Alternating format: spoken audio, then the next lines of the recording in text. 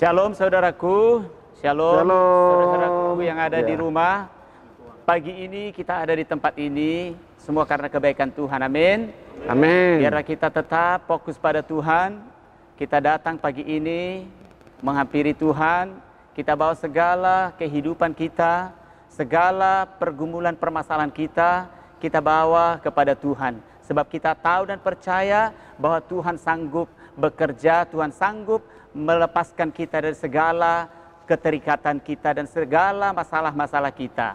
Sekarang kita siapkan hati kita untuk kita beribadah kepada Tuhan.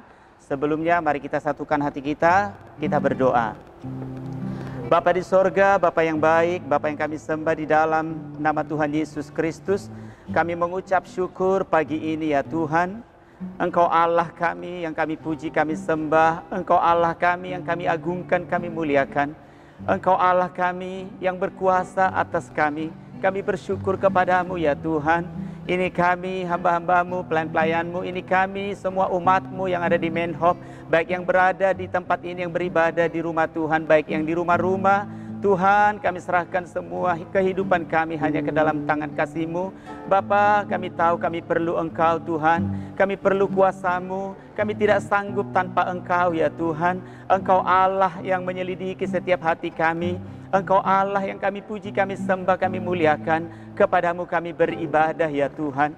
Roh Kudus, hadirat-Mu menyertai ibadah kami dari awal hingga akhirnya hanya ke dalam tangan-Mu kami serahkan ibadah kami.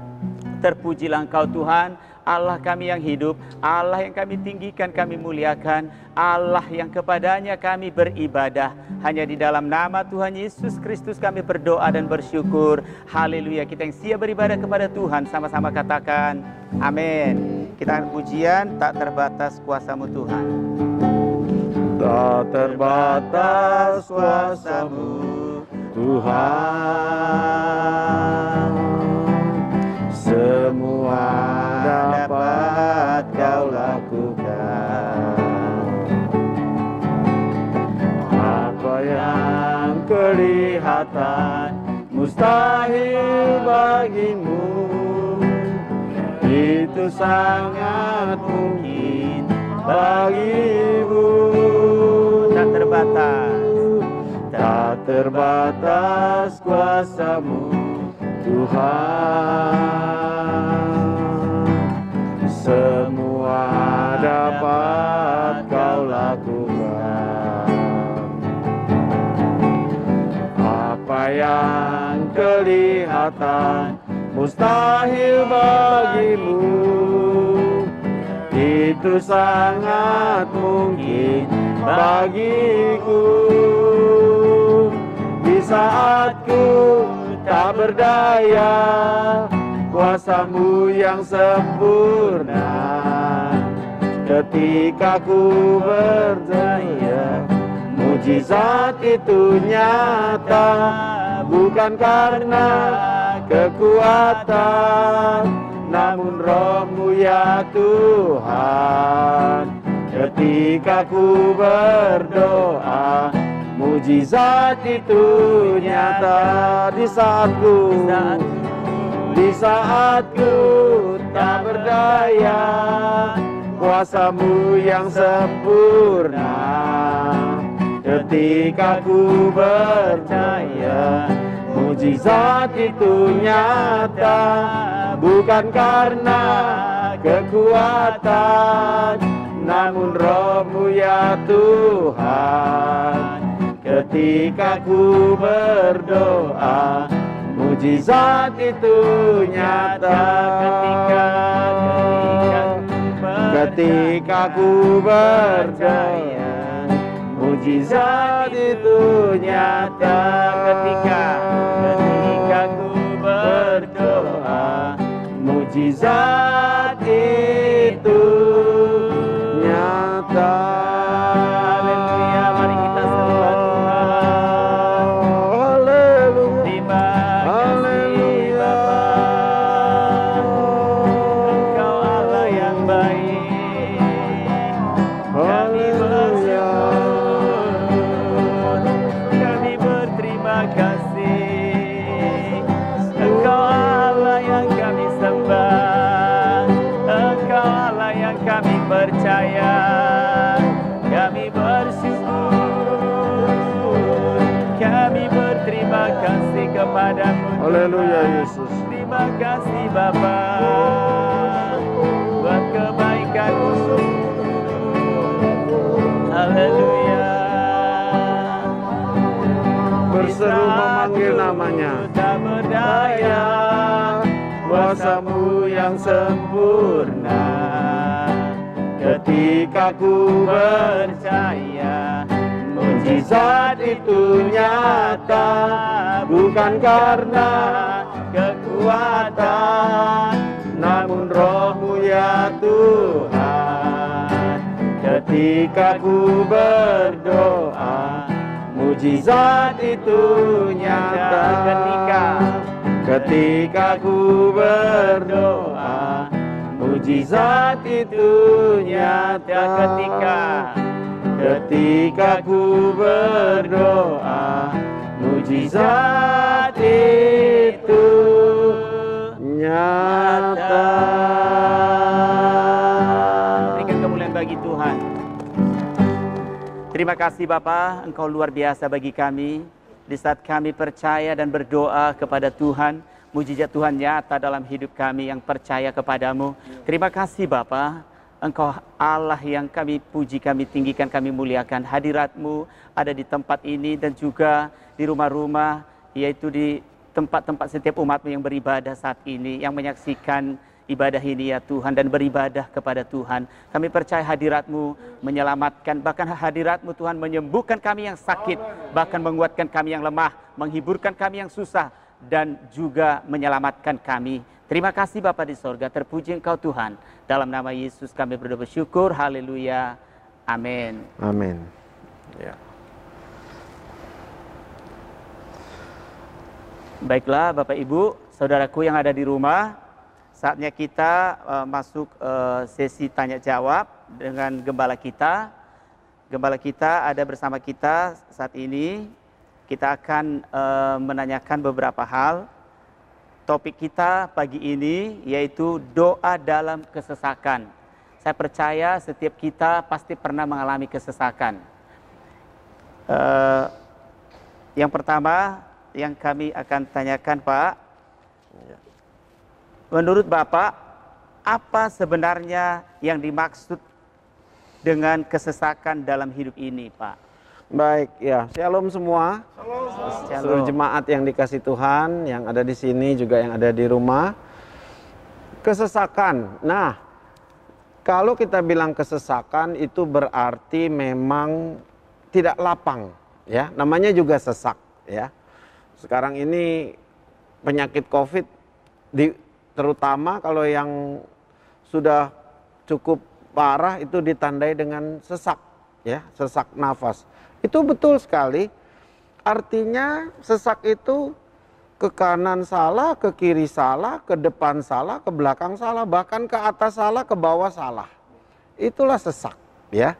Nah, kesesakan ini Pak Karlon memang diizinkan Tuhan sebetulnya ada di dalam dunia ini. Kita mengalami apa yang namanya ketidakberdayaan, ya. Ketidakberdayaan di dalam dunia ini, ya. Dan seperti kita pengap rasanya, ya. Bergerak apa saja pun rasanya salah, ya. Dan kesesakan ini tidak pandang bulu. Jangan dipikir kesesakan ini hanya untuk orang miskin misalnya. Oh, tidak, ya.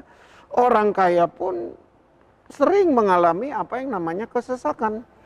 Jangan dipikir ini hanya untuk orang sakit. Oh, tidak. Orang sehat pun secara fisik hatinya itu bisa sesak, ya. Nah, jadi dia tidak pandang bulu dengan banyaknya kompleksnya permasalahan hidup kita di dalam dunia ini, seperti dalam rumah tangga, pendidikan, kesehatan kita, keuangan kita, bahkan hubungan dalam rumah tangga, bahkan di dalam pelayanan pun seringkali Tuhan mengizinkan kita mengalami apa yang namanya kesesakan itu. Jadi ini sesuatu yang tidak pandang bulu, ya, tidak pandang bulu. Jangan kita pikir wah orang kaya pasti lapang terus, tidak, ya. Uang sama sekali tidak menjamin. Banyak orang yang banyak uang hidupnya sesak, nggak tahu harus berbuat apa, mau kemanapun dia bisa beli semua harta, tetapi hatinya tetap tidak damai. Ya, mau lakukan apapun dia tidak damai. Nah, bagaimana kita mengatasinya? Itu yang paling penting. Nah, saya ingin kita belajar dari beberapa hal ya. Belum lagi kita yang jatuh dalam berbagai-bagai macam dosa ya. Itu semua sumber dari kesesakan ya. Sudah tidak berdosa saja, hidup dalam jalan benar masih diizinkan sesak. Apalagi salah jalan. Waduh ya. Itu sesaknya double ya. Jadi pagi ini bagus sekali kalau topik ini diangkat. Saya senang sekali bahwa kita bisa bincang-bincang tentang ini ya. Kira-kira itu dulu tentang kesesakan ini ya. Ya. Berarti Pak, baik orang benar maupun orang tidak benar mengalami yang namanya kesesakan Pak ya. Iya. Ya, baiklah, mungkin ada lagi pertanyaan dari teman kita, dari saudara Meriam. Silakan Ibu. Ya, Shalom, ya. Saya juga mau bertanya Pak. Iya. Bagaimana kita harus berdoa dalam kesesakan? Ya.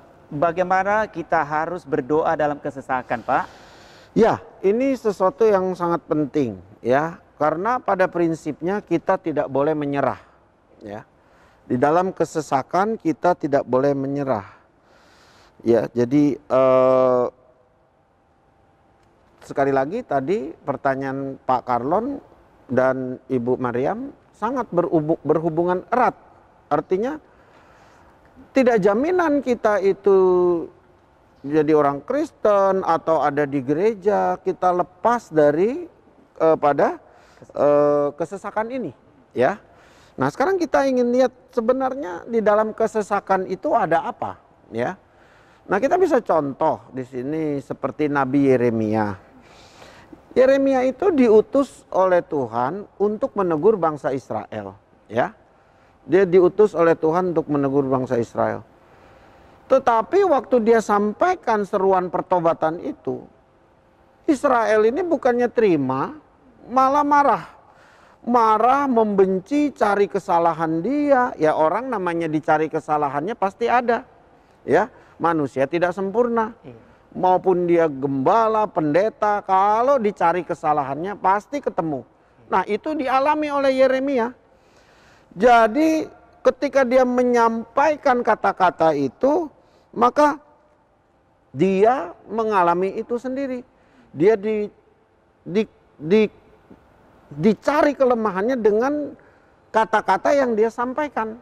Dibalik untuk memukul dia. Bayangkan, sampai akhirnya mereka berencana untuk membunuh dia. Begitu bencinya Israel kepada peringatan Tuhan. Nah, ini yang saya sebut Yeremia juga mengalami kesesakan. Di satu sisi dia ditekan dari atas. Tuhan menekan dia. Ya. Kamu harus sampaikan ini. Ya, sama seperti kita mungkin harus dipanggil di ladang Tuhan. Kita tidak bisa berontak. Benar. Seperti saya pun, saya mengalami itu. Dipanggil di ladang Tuhan. Tetapi ketika kita sampaikan, maka kita pun dicerca, difitnah, dicari kesalahannya, ya. Nah, di atas ditekan, di bawah ditekan. Ini yang saya bilang sesak, memang sesak, ya. Yeremia itu sampai hanya bisa menangis. Dia nggak bisa lagi berbuat apa-apa, ya. Karena itu pertanyaan Ibu Mariam tadi bagus sekali. Artinya, bagaimana kita berdoa kalau kita mengalami hal seperti itu? Nah, coba kita lihat dulu apa yang Yeremia katakan sebenarnya dalam Yeremia 18 ayat 18 ya. Tetapi akhirnya begitu banyak musuh yang akhirnya menyerang dia. Yeremia 18 ayat 18 ya. Ini musuh-musuh Yeremia, kita lihat. Berkatalah mereka, marilah kita mengadakan persepakatan terhadap Yeremia. Sebab imam tidak akan kehabisan pengajaran. Orang bijaksana tidak akan kehabisan nasihat. Nabi tidak akan kehabisan firman. Marilah kita memukul dia dengan bahasanya sendiri. Jangan memperhatikan setiap perkataannya. Lihat, begitu jahatnya manusia, ya. Jadi perkataan Yeremia itu dikumpulkan untuk ditimpakan kepada Yeremia, ya. Bayangkan keadaan kita, ya, kalau kita harus bertahan sebagai orang beriman, sementara lingkungan kita tidak mendukung, kita dicari salahnya, kita harus tetap bertahan sebagai hamba Tuhan, sebagai pemimpin, sebagai gembala, bahkan sebagai pengerja. Kita bisa bayangkan betapa sesaknya kita. Dari atas kita tidak boleh tinggalkan panggilan ini, tetapi goncangan rumah tangga, kesehatan, pendidikan tadi begitu berat, ya, dan kita dia ditolak, diusir, bahkan lawan-lawannya memakai itu. Nah, menjawab pertanyaan Ibu Mariam tadi, Yeremia pertama dia lari kepada Tuhan.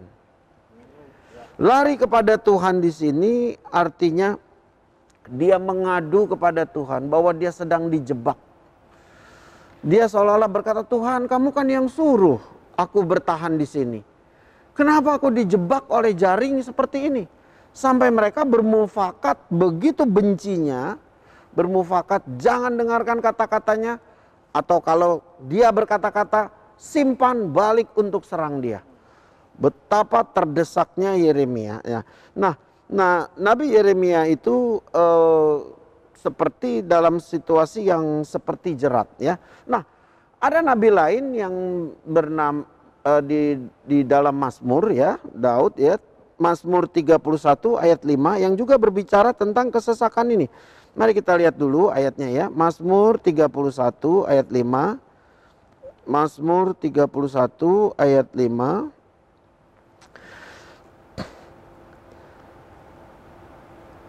Engkau akan mengeluarkan aku dari jaring yang dipasang orang terhadap aku.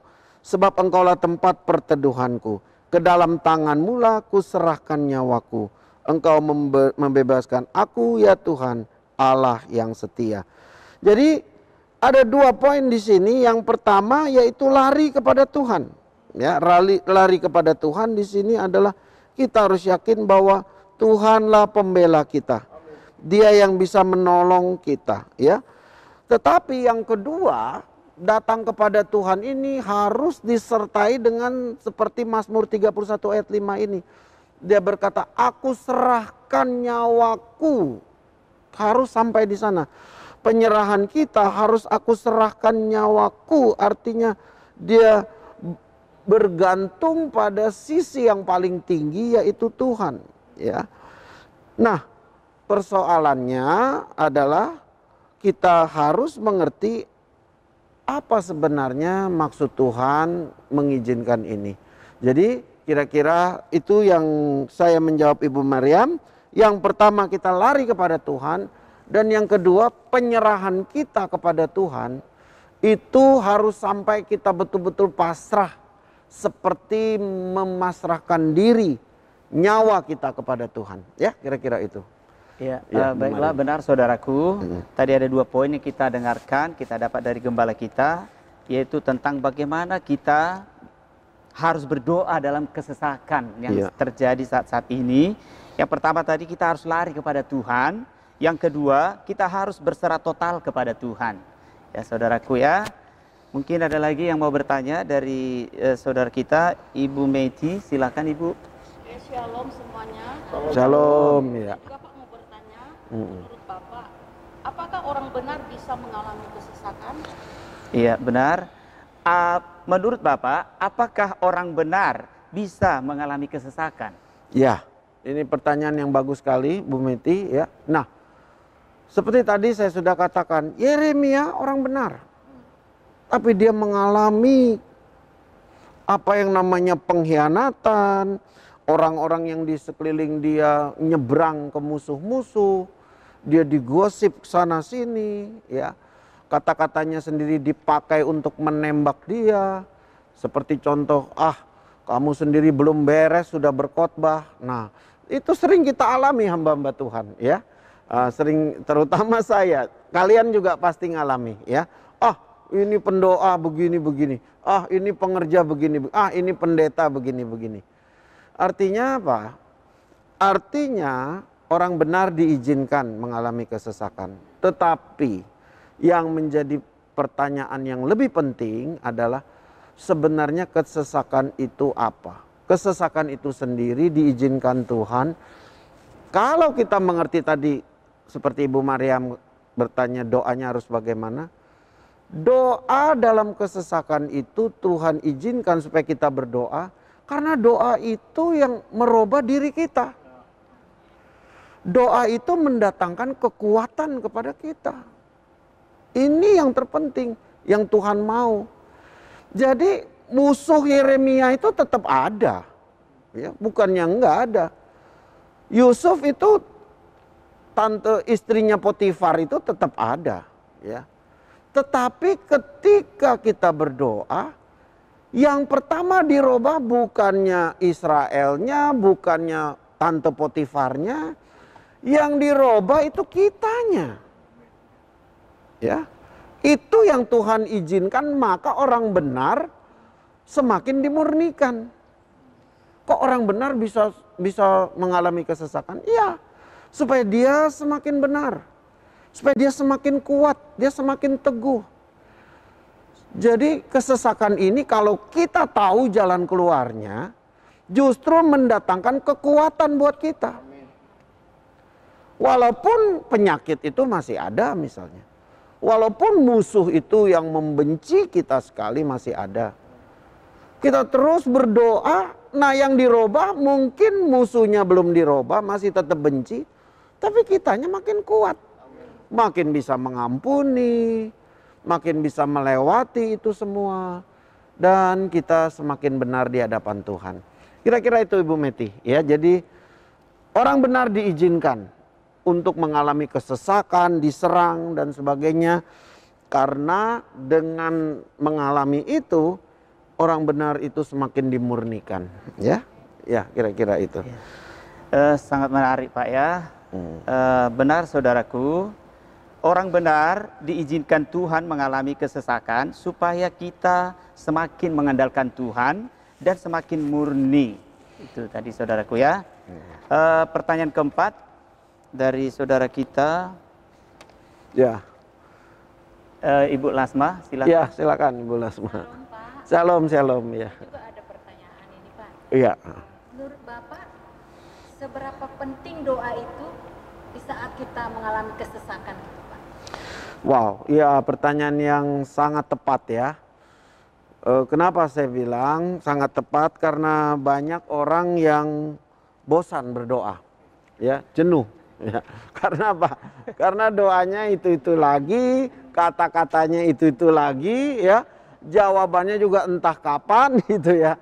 Jadi ternyata doa ini tidak menarik, sehingga bagi banyak orang ya, karena tidak menarik, akhirnya banyak orang tidak berdoa. Ya, jadi pertanyaan Ibu Lasma seberapa penting? Nah, saya katakan bahwa doa adalah sebuah relasi dengan Tuhan. Jadi kalau kita mengerti bahwa doa itu hubungan dengan Tuhan, doa itu sangat menarik. Kenapa? Karena ternyata doa itu ada ukurannya. Ada ukurannya. Contoh kita berdoa dengan sungguh-sungguh, seperti ratapan 3, katakan seperti Yeremia 33 katakan dengan hancur hati, ya. Ternyata selesai berdoa kita menjadi kuat. Itu kan excited, menarik, tidak membosankan. Masalahnya seringkali kita ini ya, terutama anak-anak muda mungkin terlalu sibuk. Jadi nggak bisa mengukur parameter ini. Tidak bisa menyadari bahwa di dalam doa itu ada ukuran-ukuran, ada kenikmatan-kenikmatan tersendiri di hadirat Tuhan. Ada perlindungan di dalam Tuhan, menjadi tenang, damai dan sebagainya. Jadi kalau ditanya seberapa penting, saya katakan sekali lagi, pepatah di kita orang-orang Kristen, doa adalah nafas. Ya, bayangkan kalau tidak berdoa berarti kita sendiri goncang. Makin tidak berdoa makin takut, makin gelisah, makin sesak. Ya, nah bayangkan dalam kesesakan seperti itu kita nggak punya jalan keluar. Sampai kita akhirnya nggak bisa berdoa, dan ini seperti lingkaran yang iblis izinkan, iblis buat, akhirnya kita nggak ketemu jalan keluar. Ini harus diputuskan dengan cara membangkitkan roh doa. Ya, jadi sangat penting ya bahwa kita bisa mendapatkan. Nah, saya ingin bagikan beberapa ayat. Mazmur 119 ayat 70.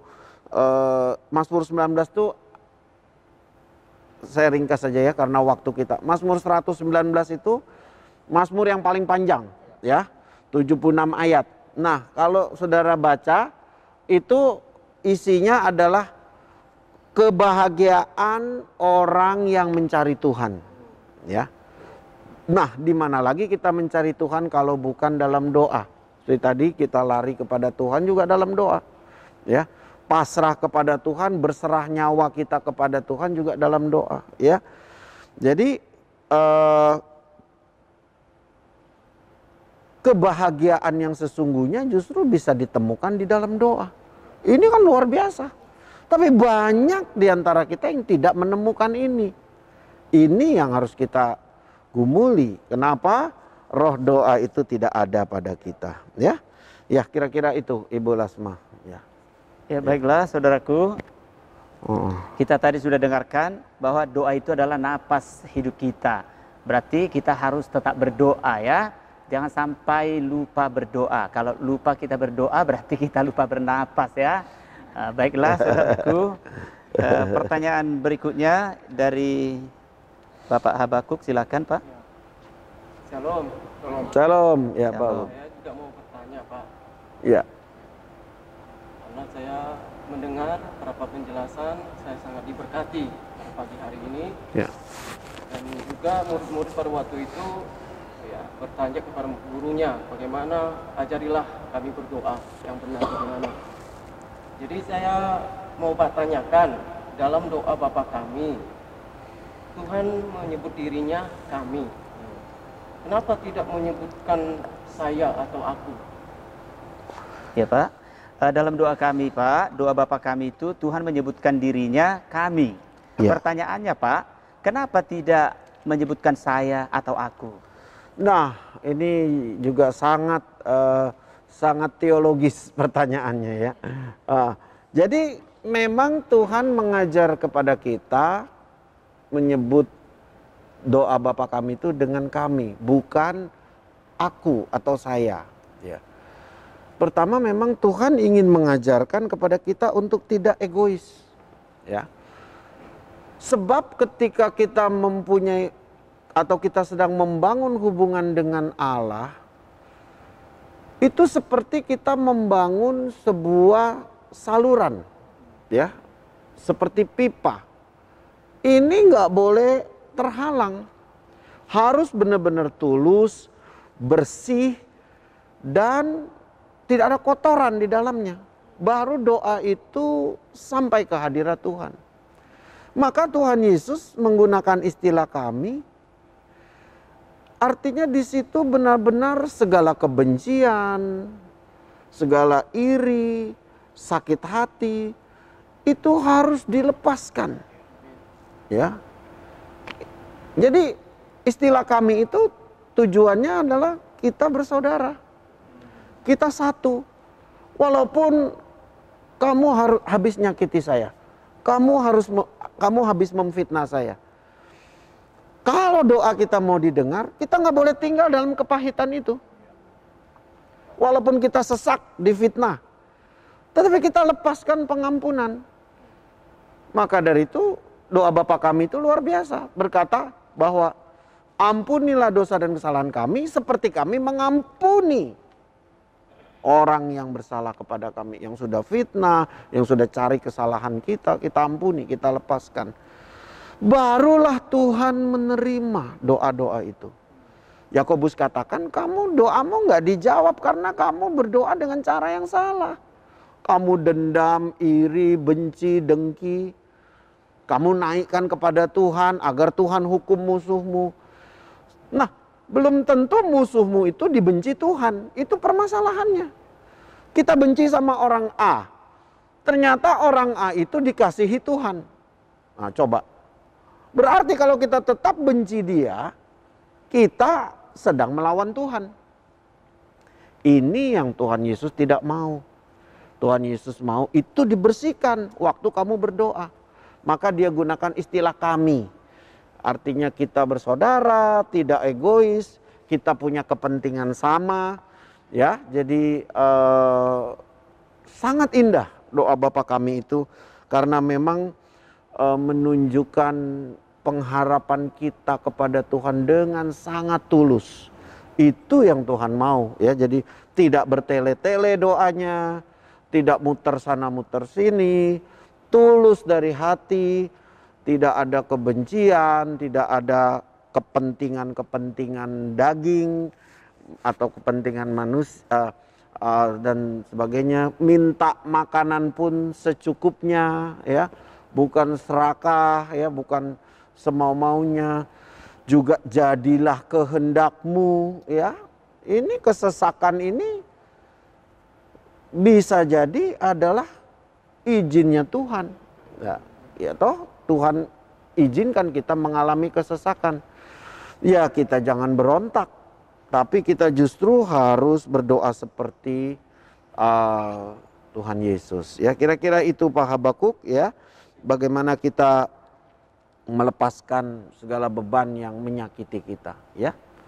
Ya. Iya, baiklah Bapak, saudaraku semuanya, kita tadi sudah mendengarkan.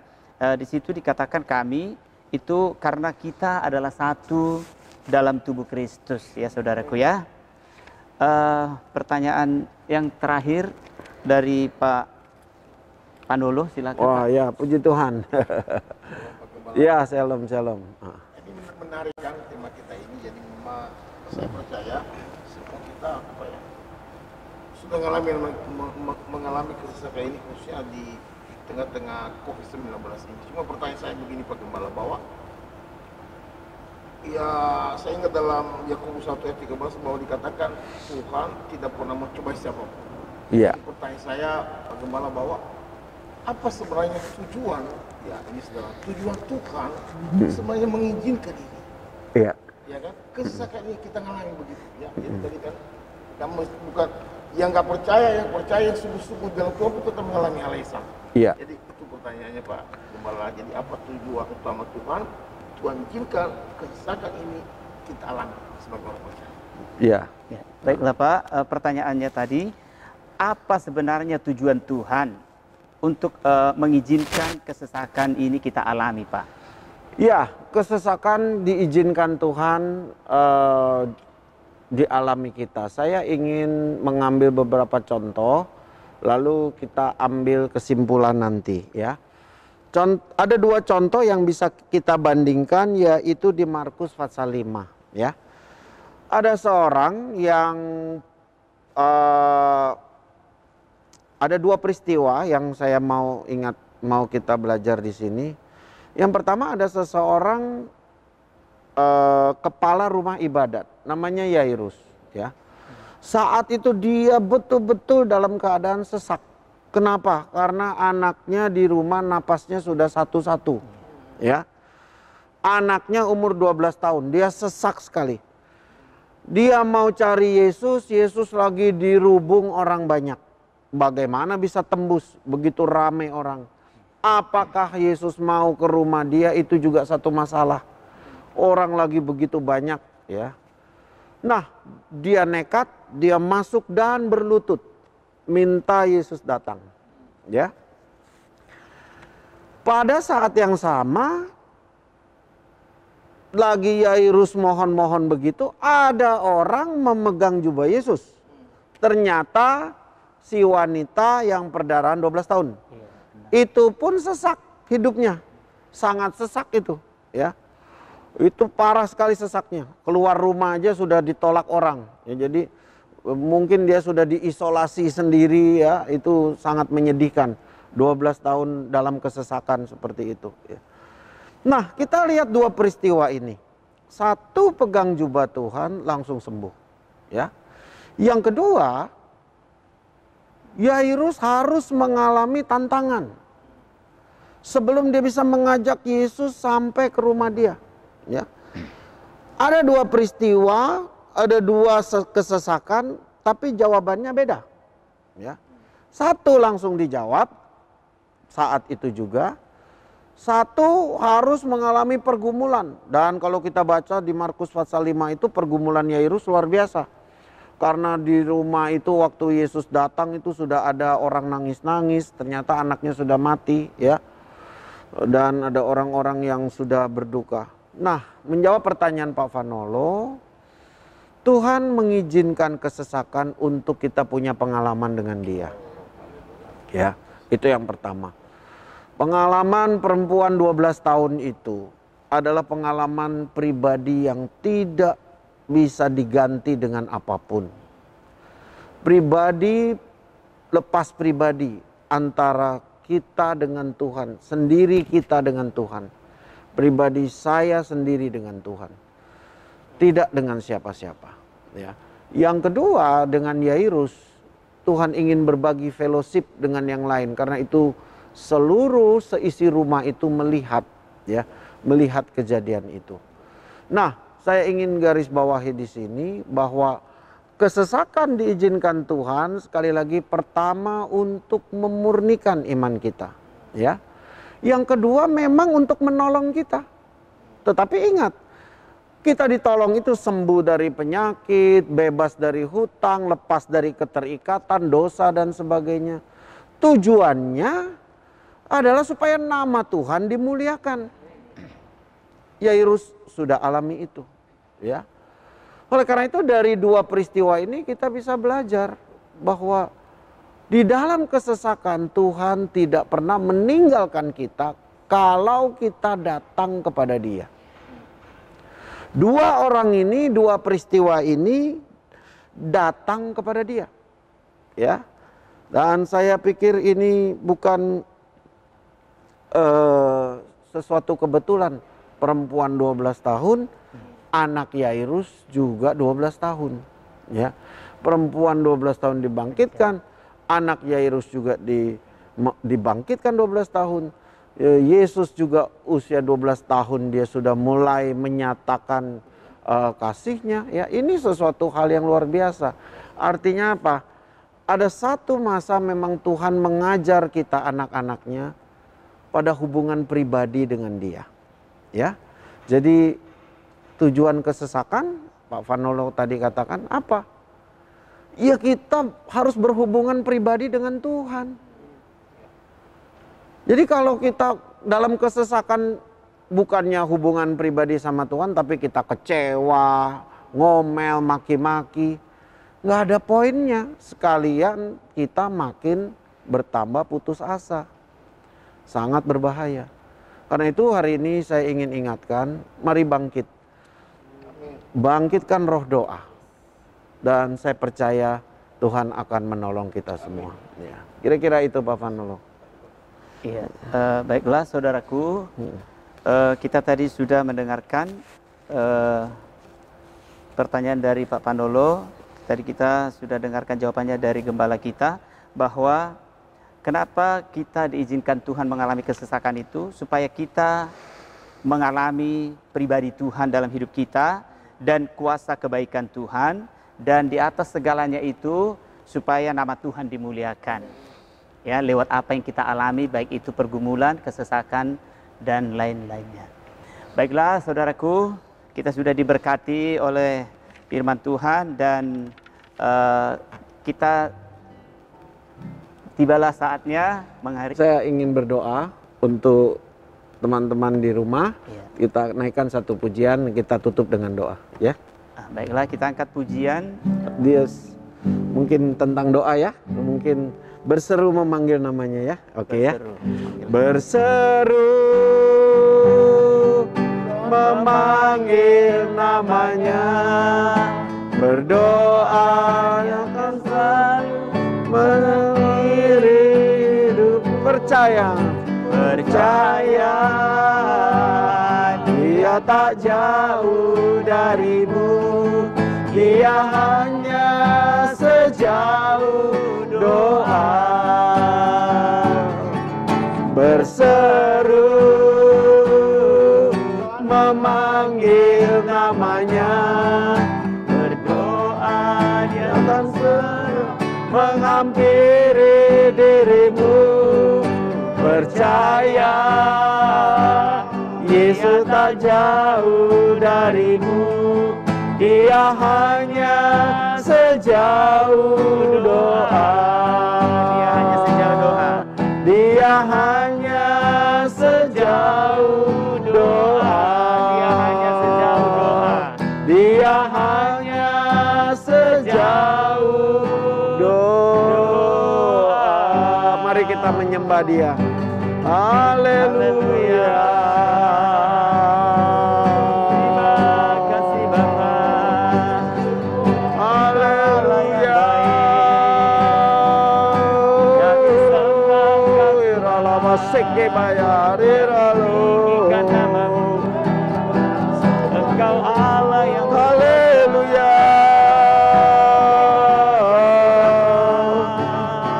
Haleluya. kami berterima kasih. Haleluya. Besar kasih-Mu dalam hidup kami. Haleluya.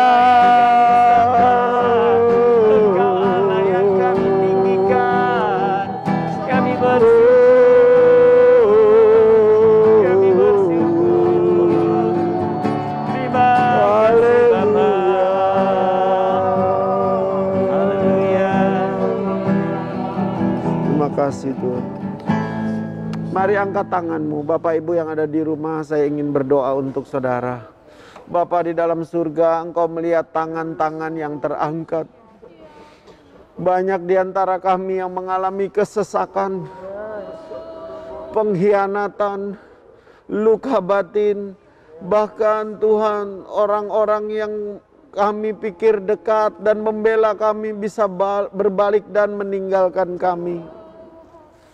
Di tengah-tengah krisis ini, begitu banyak kami yang mengalami kesesakan. Ke kanan salah, kiri salah, depan salah, belakang salah. Tetapi hari ini kami menemukan jawabannya. Doalah jawabannya. Amin. Lari kepada Tuhan. Berserah bahkan menyerahkan nyawa kepada Tuhan. Itulah yang Yeremia lakukan. Sehingga dia kuat bertugas sampai akhir. Kami seringkali mengalami itu semua.